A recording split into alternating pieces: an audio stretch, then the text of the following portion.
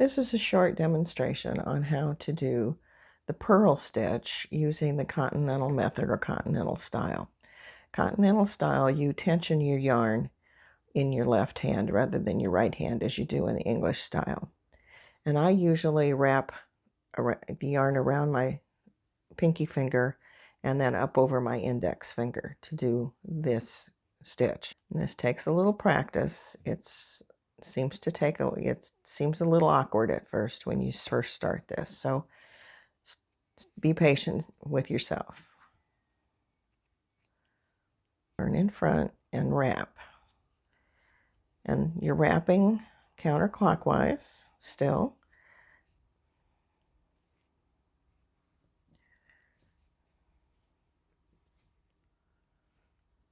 As you go, and that'll give you a Western stitch mount.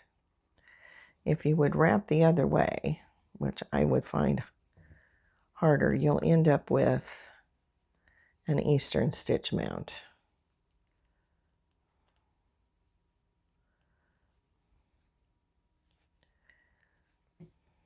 And that's how you purl using the Continental Method.